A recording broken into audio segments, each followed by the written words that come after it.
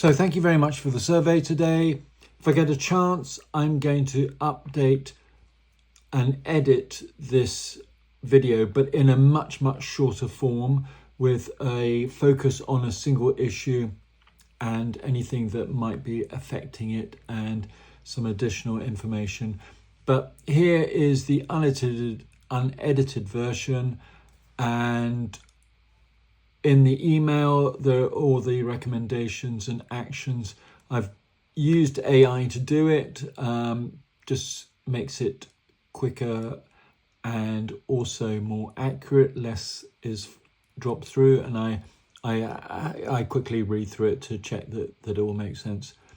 But I will double check before sending the final version. Note, I do the data loggers when I send off the final version. So thank you very much, and have a listen. Coffee. No, I'm good, thanks. So the books were moved away when? Okay. So we had this 2 weeks ago. Okay. So this is So you wouldn't see it, you know, because we had the boxes up against. It's quite bad, isn't it?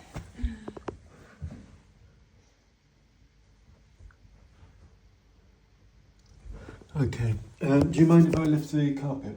Oh no, it's fine. Yeah. So I've just taken a floorboard up to have a look in the understand. So I'm going to put a hygrometer in. There's a bit of moisture around there, but nothing particularly excessive and unusual. So I tend to look when I'm putting the video together, see if I can see anything unusual.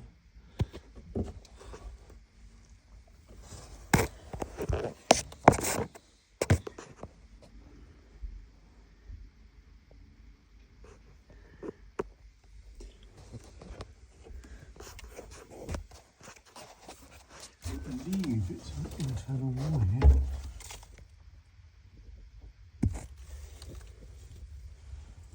So the damp zone is there. So let's look right into the corner there.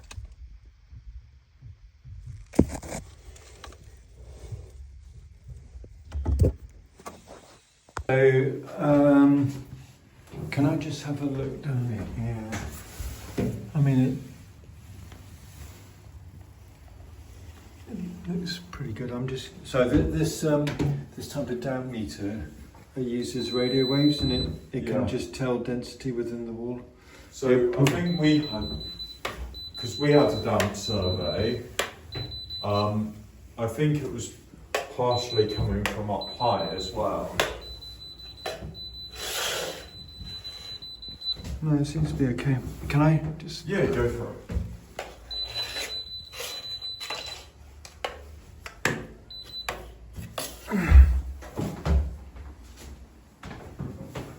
We said it was like a little bit from sort of like the ceiling.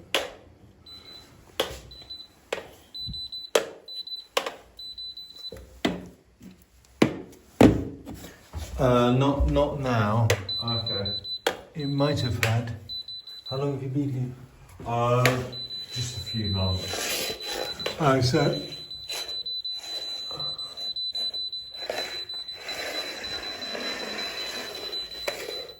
These are normal levels. On the external wall, it's going up. That'll be from condensation. I'll just try with this. I don't think it'll show anything else, but just yeah, this is normal levels as well. Oh, that's good.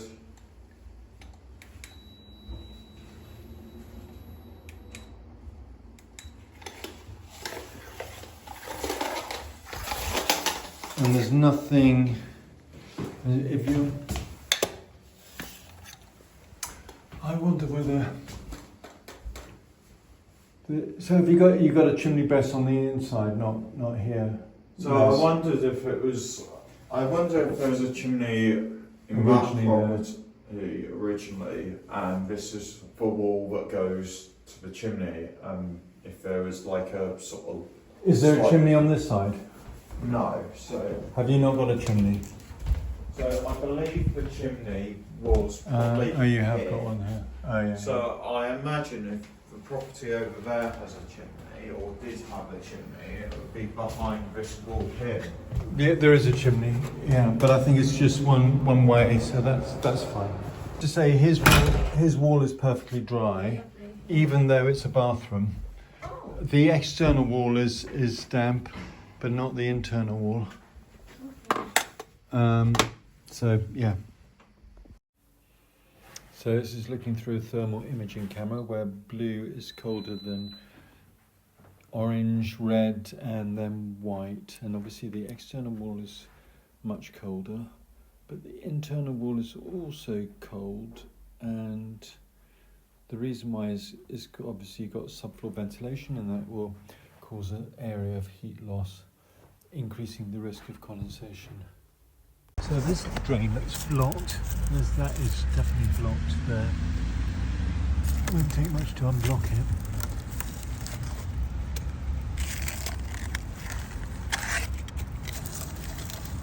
It's probably unblocked now. Although I have to say that may be. You should get somebody to check it during a rainstorm. Maybe block the whole way up. Anyway, that wouldn't account for the dampness inside. Doesn't look blocked. Except there's a plant growing out of it. Yeah, so clearly no one's checking your drains. That one's unblocked. That was unblocked. We can see the water there. There's some cracking around there which ought to be repaired at some stage. Got the plants growing. That seems to be okay. This is probably... I think that's your neighbour's bathroom.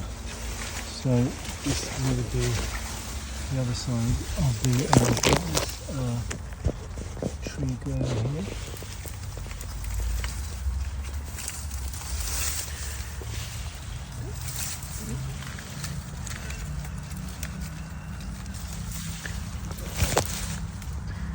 Doesn't look too bad. What I'm seeing at the moment is that your relative humidity in the subfloor is 74 with 17.2 degrees centigrade, and that. So I can quite quickly calculate that the dew point is is 10, and the dew point inside is 12. So you've got more vapor in the flat than you have in the subfloor. So it tells me that it's not coming from underneath. It's not coming from next door. There's no dampness in their walls, and I can get down quite low down in their walls immediately opposite. They don't have any dry lining, so they're not. It's on the same wall. It is the bathroom there.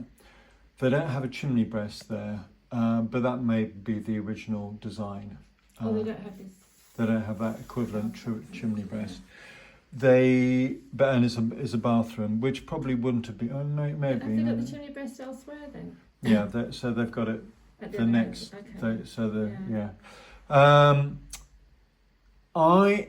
I'm coming to the conclusion, and I'm also seeing mould here, and mould is a sign of excess vapour. And I think what's happening is that it's excess internal vapour that's causing mould and condensation on a cold wall. That it's cold for two reasons. One is because you've got subfloor temperature, so the temperature below is going to be similar to the outside temperature. Mm-hmm. So there's actually quite a small amount of the gap between the inside and outside is actually smaller there than it is between the normal brick wall. So it can be colder. And then if the neighbour wasn't in and left it empty during periods during winter, then you get a liability. Now the good news is that it's very easy to solve. Yeah. I'm going to look at the potential causes, but I've got in the original survey that the kitchen wasn't ducted out from the extractor fan. He never cooked. He'd boil a kettle, right, but he never cooked. Okay. Yeah, never used any pot. He didn't cook. Oh, this was coming off, isn't it? Oh, it's not even on anyway. It doesn't. The plug.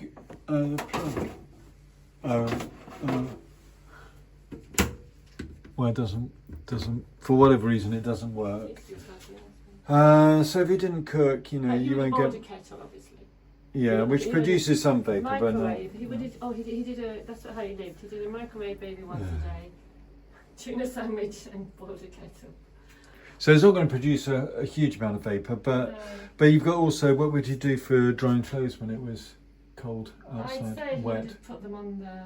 Yeah, I think that's. Shirts. But he never wear jumpers. He just wears shirts. Well, they need washing, don't they? Yeah, but it'd be light stuff. He wouldn't have heavy stuff. Like I'd be washing jumpers in the winter and drying them, but he wouldn't be doing that. I know, but he wouldn't be a high user. Put it that way.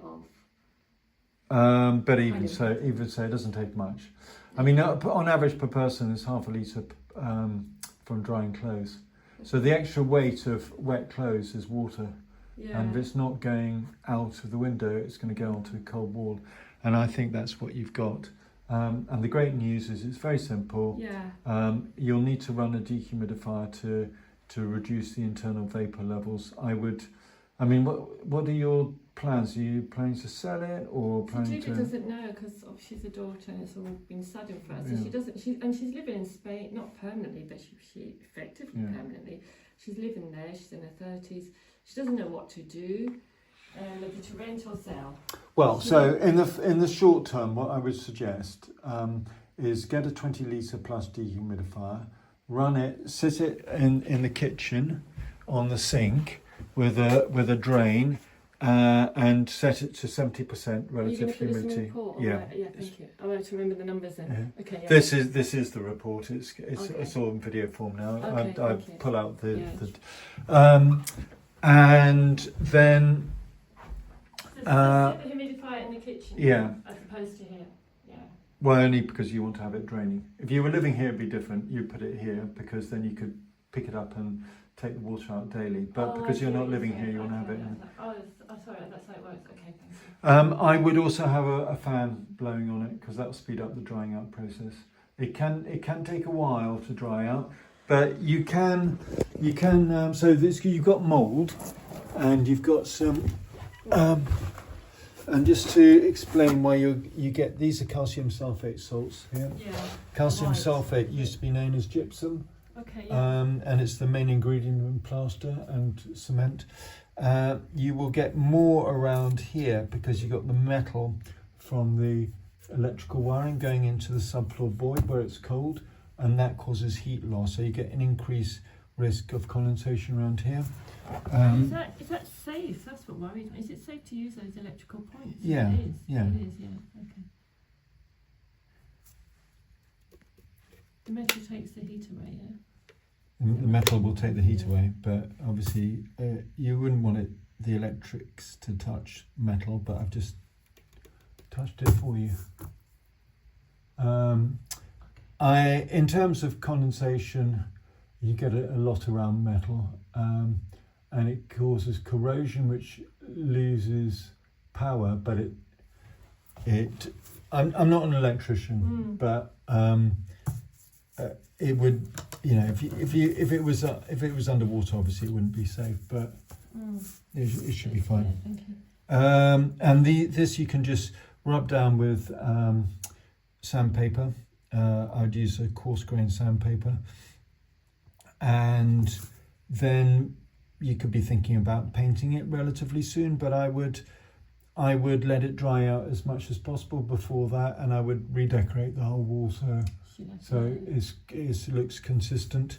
But this is stain, and you've got mould here as well.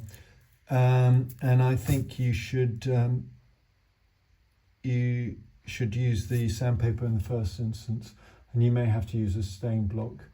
Zinza 123 would be generally the best stain block. Oh, you put that in your report. Sorry. Yeah, it's all on video. Oh, sorry, yeah. Okay, I will get the video. Yeah. Oh, great. Okay, and that's something we can do ourselves. Yeah. There's nothing. Someone in who kind of would be a bit more expert. Well, it comes down to money, but I mean, it's a handyman job, really. It's not. Okay, we can have a look. So this is 75. So what you can do, actually I miscalculated. It's 100 minus 75, so 25 divided by 5 is 5, and if I take 5 away from the temperature, I get 12.2. Oh, so it's exactly the same dew point as the internal. So I made an error when I said the dew point was 10. It's actually 12. Just to add some additional factors, if you've got vapour, it will find any wall, and if you've got something like a bookcase and books, then the vapour will get through diffusion, a bit like smoke, but the heat won't get to the wall because heat moves primarily through air currents. So it's not coming in from the radiators over there. So when you'll find a lot of mould behind books, especially on cold walls. And this is, normally you wouldn't really see mould on an internal wall, but I think this internal wall is effectively acting as an external wall for the two reasons. One, with your neighbours being away during winter, we don't know, but there's a good chance, and it would explain it. And also, anyway, you're getting cold air in the subfloor void, which is great. That's what you need, but that's a reason.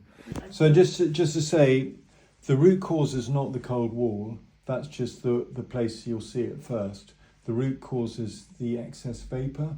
And you know if you've got excess vapour by looking at the dew points. And we'll now look at the data loggers. But in the dew point here is 12.5. That is the measure of the amount of vapour in air. Is also the temperature where condensation takes place at. And if that goes below the outside temperature, then you have a risk of condensation and therefore mould. And how do you get the dew? We can't get the dew point from these. Yeah, we can do. Yeah. I'll show you.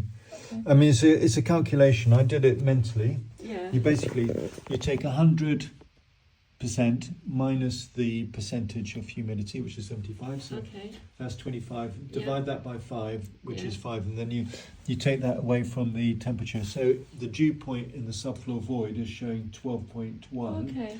And the dew point here is 12.6. You know, it's within the margins, but the point being that you're getting no more vapour in the subfloor than you are in the flat itself. So it's not a source. There's not a source of water in the subfloor. Cool. And you always do that division by 5. 5 is absolute. Yeah. Never. Yeah. Okay. So if it's 85 divided by 5, and then 100 minus 85 divided by 5 is 50. And then subtract. Is 15 divided by 5, so 3, and then you take that from the temperature to get the dew point. I've got a calculator that's more accurate than that, called mouldpoint.co.uk. But also on the website you'll be able to do it automatically. So the app is called Sensor Blue. It looks like that. It's called Sensor Blue, and it looks like that. And you get it from an app store or Play. So to pair the devices, so it's using Bluetooth. So you have to be within range. Yeah. And I'm just going to pick these up now.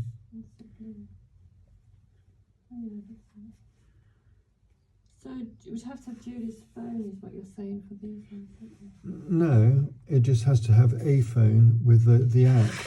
Oh, you can do it on yours, but you need to have, you need to go into. Download it. There it is. There, isn't it? Well, you can probably do that if you press If I it. go- It might work. I don't know. Install. Yeah, yeah. Oh, there you Oh, go. it's going to want a password, isn't it? What's it done now? Oh. No, what's it say? I was doing something. 20%. So I'll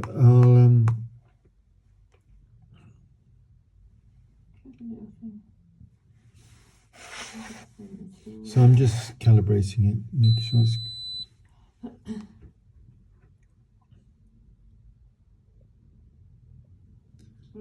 a marginal difference. Right, open there. And now to find and connect, yes, I go around.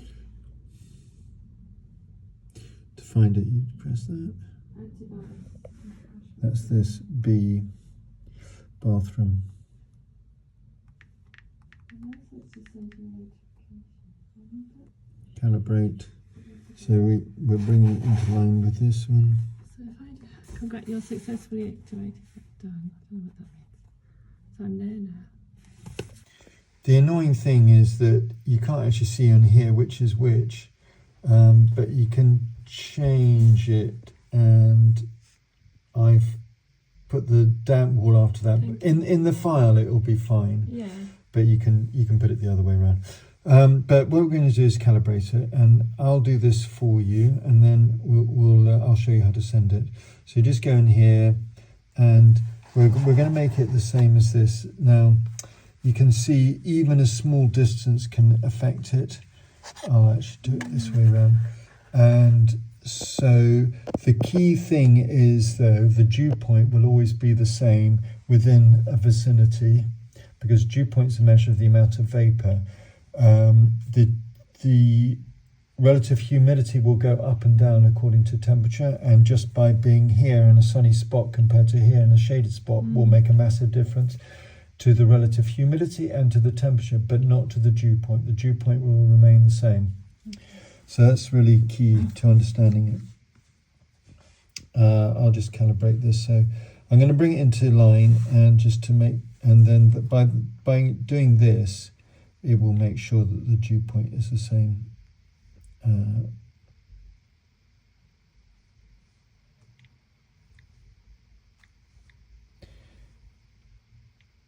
You can end up chasing it a bit if you're not careful, but so oh.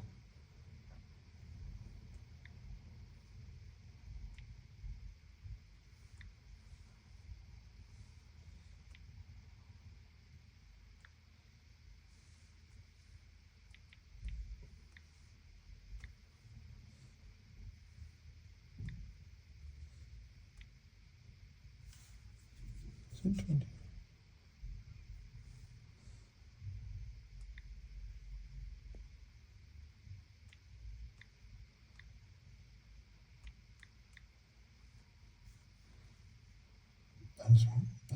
That should be more or less correct. Remember, so just press the green numbers in any order, but just you only have to press one green number on each data log, and it pulls up the data. It takes about a day. It takes about a minute per week of data. So it shows you the percentage. It does take a bit of time, especially doing it first. What I do is I update the website about every week with external data. This time, when I'm surveying, I do it more often, but when I'm out and about, and less often. But you can upload all the data onto the website. I'll show you in the first instance, and then from there on you can do it yourselves.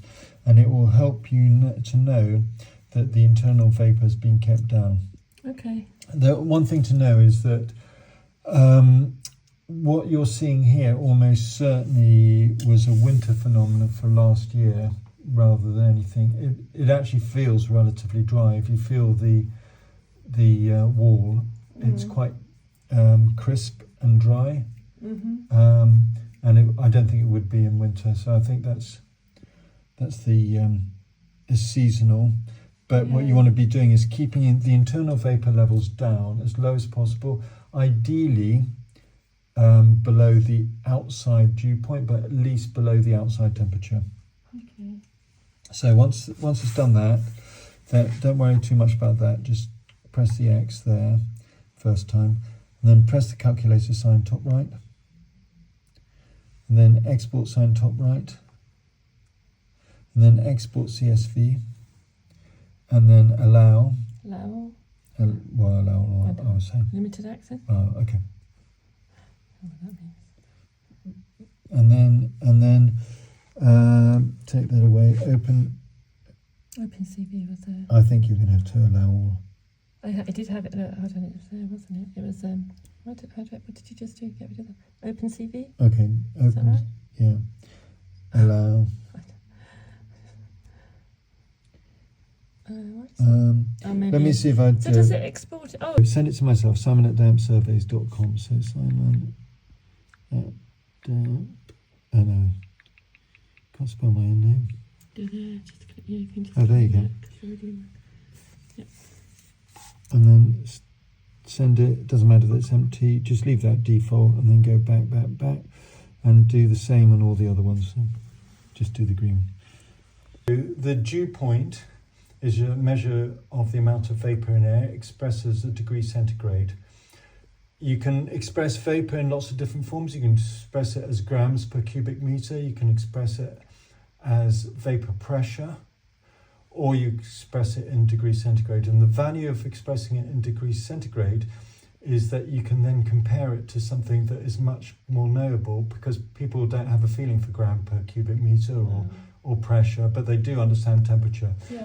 It's also the temperature where condensation takes place at.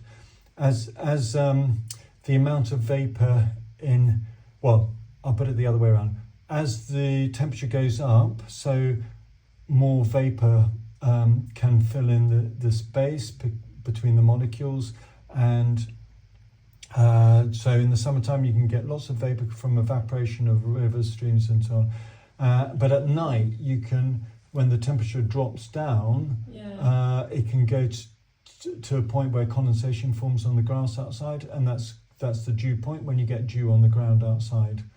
And so it's both an expression of the amount of vapour in air and the temperature where condensation takes place at.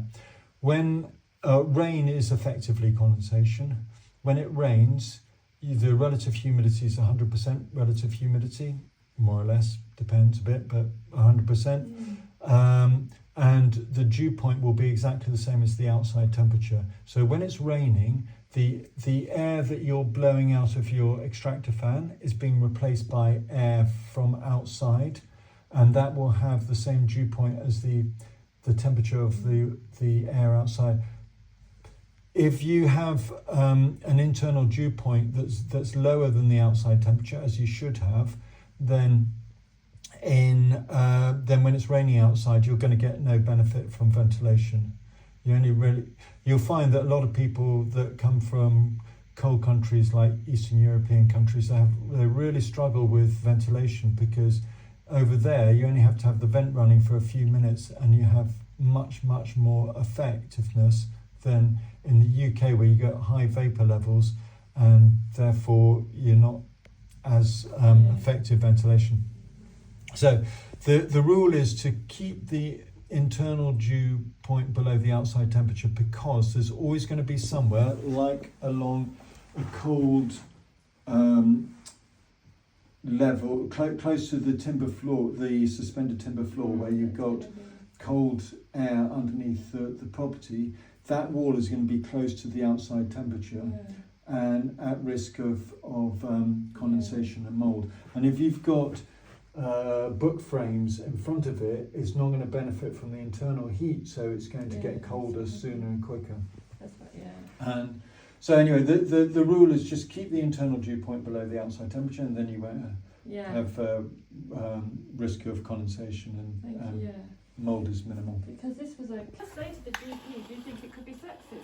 You know, because they're looking at It is extraordinary, I have to say. similar to influenza. Extractor fan is switched off.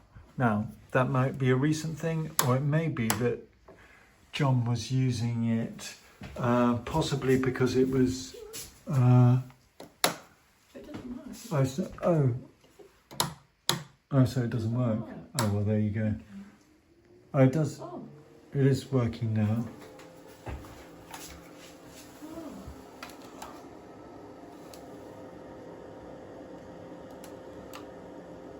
That's running at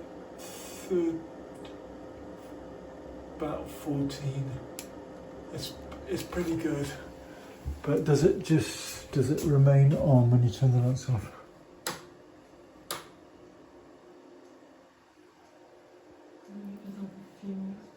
And it may be that it should really last for half an hour, which is really difficult when you're sleeping in the room just next door to it. Yeah, and you should have the door should be kept closed. So in this environment, it's very easy to get it wrong, because you've got a sliding door. But yeah, it should. So 90% of the vapour from a shower remains in the shower when you turn the lights out. It needs half an hour to get rid of it, and the door closed. In conclusion, you don't have a leak underneath the ground or rising damp or anything like that, because otherwise you'd have high humidity in the subfloor void, which you don't have. You have normal levels of humidity. The vapour in the subfloor is almost identical to the vapour in the flat itself. In fact, it's marginally higher in the flat than. So that's number one. Number two, you don't have a leak from the neighbour's side, despite them having a bathroom, because they don't have damp on their side, which I tested. You've got mould, and mould only grows where relative humidity is high, and relative humidity is a measure of both the amount of vapour in air and temperature. And I suspect that this has been acting like a cold outside wall, because I suspect your neighbours have been away for long periods, at least the previous neighbours. And you've got the cold subfloor, because you've got the external temperatures going through the subfloor, plus having the bookshelves here would have restricted the heat from radiators, which is why you're getting it here. So you're getting mould and you're getting calcium sulphate salts, which are both a sign of condensation or excess vapour. You are getting some brown staining, and I can only assume that that's coming from the timber itself. So I think dampness must be forming behind the timber skirting and bleaching upwards. But that's just a symptom, it's not a cause or anything. So you'd hope that would dry out if we got it under control. And the cause is excess vapour, and I think the bathroom probably wasn't ventilated as much as possible. I think drying clothes internally. You don't have the trickle vents have all been closed up. Really, ideally these should be kept open, but if you're using a dehumidifier, you don't particularly need them open. But all of them were closed up, and so essentially it's been hermetically sealed. I'm going to guess, am I right in saying your brother probably didn't use the heating a huge amount? Was he quite economic with the heating? No more than anyone else. But the radiator is on the external wall, and it's going to be colder there because of all the things that we talked about. So anyway, I think the solution is twofold: dehumidifier, and I'd have it draining out since you're not going to be here, and I get a 20-litre dehumidifier. There are plenty of good brands out there. It's a very mature technology. The ones that come to mind are nothing comes to mind. Miyako is a brand. Okay. Pure something. DeLonghi or something. DeLonghi is a brand.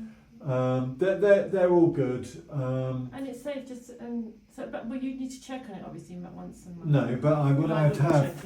Or someone will be in here. Well, people say, well, should I run a dehumidifier? I shouldn't keep electrical. But if you're prepared to leave a fridge running, then it's the same technology.